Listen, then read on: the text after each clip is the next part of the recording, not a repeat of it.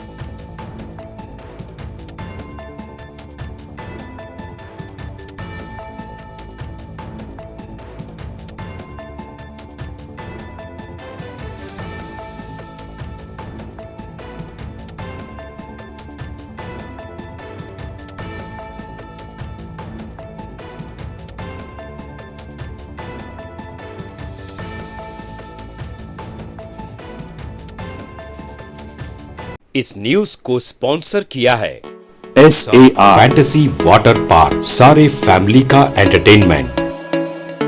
Picnic, holiday, vacation, सबके लिए बेहतरीन वाटर पार्क। आप भी आइए, सबको लाइए। SAR fantasy water park.